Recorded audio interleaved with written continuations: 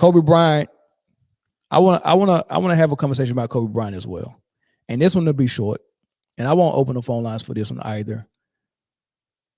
And this is not even all that new. This is Reggie Miller on Mark Jackson's podcast on It Is What It Is podcast channel, which is Cameron and Mace's channel. But I think it was about during the finals when he did this episode, and the conversation him and Mark Jackson had surrounding Kobe Bryant was one that I wanted to bring to the forefront and kind of flesh out a little bit, because they said a lot of things that was noteworthy to mention and interesting. So here's Reggie Miller and Mark Jackson talking about Kobe. So hot that one possession, I'm like, Reg, let me get him. I got him. I got him. It wasn't like I'm thinking I'm going to shut him down. I'm thinking I'm going to hammer him one time, send a message, not on our watch. The dude made a crossover move on me at the top of the key and elevated so fast, I had no opportunity to hit him. I looked at Reg like, you got him. You got him. But, yeah, it shows his mentality and his greatness, that he prepared for the moment by showing the respect to an all-time great, that he had something that I didn't have, and I'm willing to humble myself and take notes and become better so that when the lights come on and I'm in that position, I got all the answers. Think about it. He came to my house as a teenager and in Saddle River, New Jersey. I didn't even know him, knock on my door and sat for an hour and picked my brains as far as just the league and the things you go through. And so think about if he did it to you, he did it to me. Think about the encounters he's had across, and it showed in his greatness. And he put himself in the GOAT discussion because of his mentality and how prepared he was. I tell people all the time, him, Michael, Magic Larry, those dudes were always playing chess, where the rest of us were always playing checkers. At times we could be playing chess, certain games. Those dudes always played chess. Always. They never played checkers at all. The only thing they knew how to play checkers. They were always 4 or 5 steps ahead of whatever you thought you were going to do. Now, there was games where I could play chess against certain players. Those dudes were on a different level. And that's why it's funny how Kobe never gets put in that GOAT. It's always LeBron and Michael. I think Kareem should be in a GOAT discussion as well. His name really doesn't get, but no one really talks about Kobe. And if we're going to a playground, think about it. And those dudes are all lined up. When we're losing the mic, there's no way in the world you tell me I'd ever put anybody in that discussion. But watching what Kobe was able to do and watching it up close, it's a toss-up between those two as far as in between those lines. I mean, man, that's 3 big things they said. Number one, Mark Jackson said when he was playing against Kobe, even when Shaq was still on his team, the way he handled himself, the way he was a student of the game, not just remotely by looking at film, by approaching all-time greats, all-stars. You ain't even got to be an all-time great. If you do something well, he was approaching it. There's too many stories of people saying that. Gary Payton talked about how Kobe approached him, show me the defense that, how you doing X, Y, and Z off these screens. You got a mic'd up version of Kobe Bryant and Michael Jordan talking during the All-Star game. It's an All-Star game. You're supposed to be out there entertaining and having fun. He's out there learning. Mike, how do you feel him when you're in the post? How you know which way to spin? And Mike is giving him that instruction, right? Mark Jackson just said he came to his house. They haven't even been acquainted and introduced to each other. He said he came to his house and sat with him and picked his brain. Cap, Kareem Abdul-Jabbar, he picked his brain. Jerry West picked his brain. The list goes on. Reggie Miller, he said Reggie Miller was describing how they were shooting a commercial, or was it a commercial or a TV show, and they were supposed to be playing one-on-one. And he said on the set, they playing one-on-one, and he's asking Reggie Miller about his step back 3. And then Reggie Miller said a year later, they're in a championship game against each other, and Shaq gets fouled out, in the was it the fourth quarter overtime, and Indiana think they about to win. And Kobe comes out and was like, nah, I got y'all. That's when he was telling everybody, look, I got it, relax. And was using the stuff that Reggie taught him on him in that game. This is a real student of a game. This is someone who probably felt like that he was the best, but he wasn't bigger than the game in a sense to where he would, one, come out and tell everybody he's the GOAT. Number two, he wouldn't come out and say he didn't need to learn X, Y, and Z, or he was flipping plays at 8 and he's doing stuff that he was doing at 8 that pros can't do now. He wouldn't come out and say all this stuff. You get what I'm saying? Like he respected the game and he respected the people that came before him too much to do that. And those are the people that the basketball guys are not upset at. Those are the people who deserve all the praise and the favor. Not the people who's out there saying, I'm trying to do this just for the praise.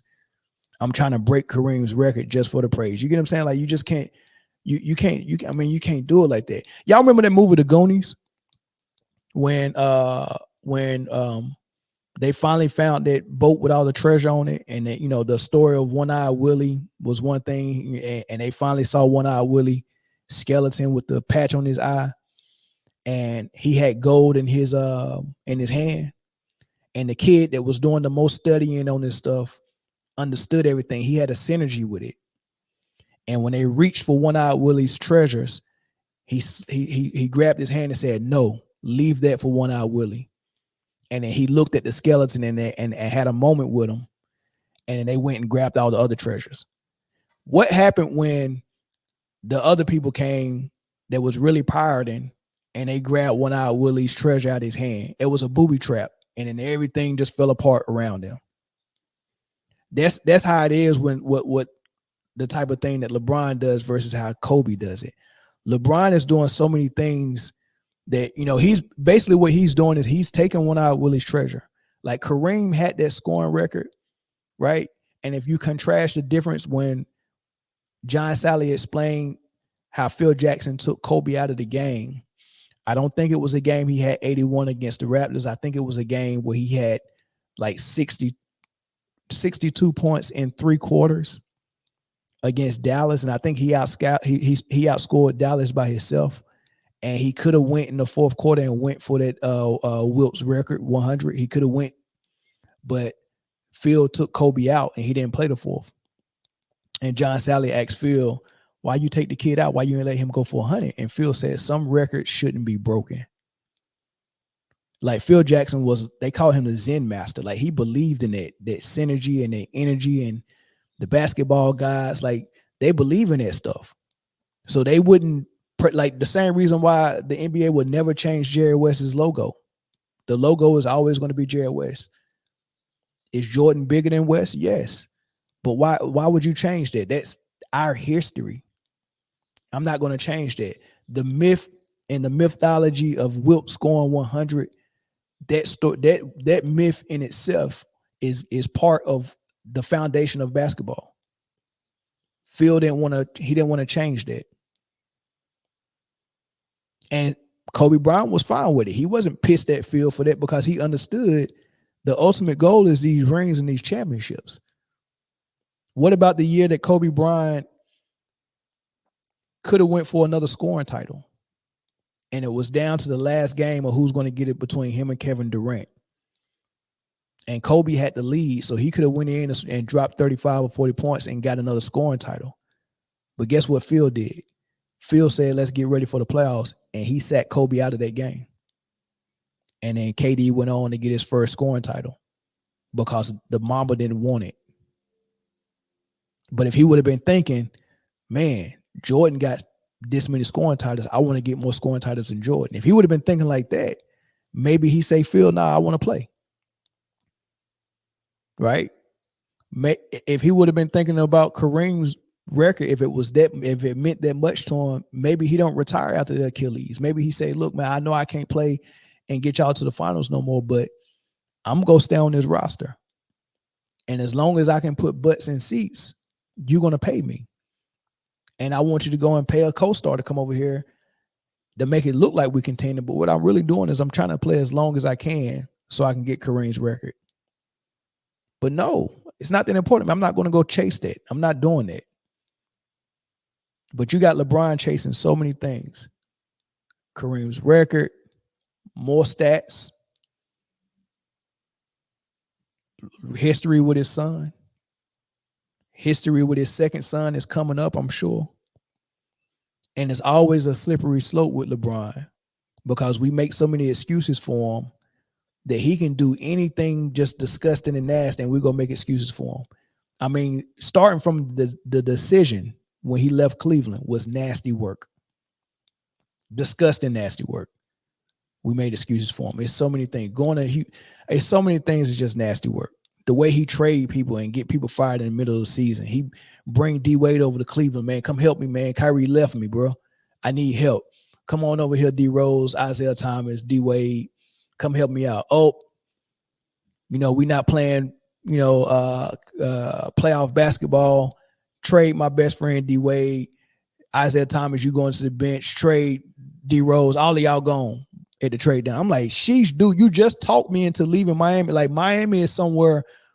I'm pretty sure Wade never thought about playing nowhere else but Miami because Miami treated him right. He got talked into coming over to the Cleveland Cavaliers to help LeBron after Kyrie left him. And LeBron is so concerned about his legacy that when it looked like it wasn't meshing well, like you just put a team together. You just added Wade, D Rose, and Isaiah. You just added those three guys, and you couldn't even get through a whole season before you traded all of them. Like, it's not working, and I can't have this on my name. So I don't care if we're friends or not. I don't care if I begged you to come over here. Trade him. Trade my friend. Offer with his head. And traded D Wade. Think, oh, this is so just think about it. Think about the difference. Look at Michael Jordan. He wouldn't let them trade Pippen. They tried to trade Pippen several times. There was a trade on the table for Sean Kemp. Imagine Michael Jordan saying, shoot, man, I can do some damage with Kemp. He's younger than Pippen. Pippen keep getting hurt. Oh, I can do some damage with Kemp. If I get Kemp over here, I can prolong my career and contend for some more championships. But nah, Jordan was like, nah, man, you're not trading Pip. That's my dog. I'm going to win or lose with Pip. I don't care what you're trying to set yourself up for the future after we leave, or you trying to get me a new co-star that because Jordan wasn't the one getting hurt left and right. It was Pippen. It was Rodman. The GM was just trying to help Jordan out by saying, look, man, I can't afford to pay all of y'all. Let me get rid of Phil and Pip. I can bring you more help. I can get you Kemp. I can get you some pieces for Pip, and you can keep playing. Jordan was like, nah, if I'm not playing with Pippen and Phil, I'm not playing. Like, that's the chick I came to the prom with, and that's the one I'm gonna go home with. But not LeBron. LeBron's like, hey, bro, it's all about me and my legacy. Anybody can go. Anybody can get traded. And every all-star can be my teammate if I see need for you. And Kobe wasn't just that way. You can hear how the greats talk about him. Right? Student of the game, someone who respected the game, someone who respected the history of the game, someone who studied the history, studied the pioneers, and respected the pioneers. Right? Man, when you listen to his Dear Basketball, man, you can hear all the heart in that. That dude really loved basketball. Like, it was the real thing. So, I thought that was interesting for Reggie Miller and Mark Jackson to say that. And you heard Mark Jackson say he put himself in the GOAT debate. And when you hear Mark Jackson call games back when Kobe was playing, he would always say, "Mama, there goes that man."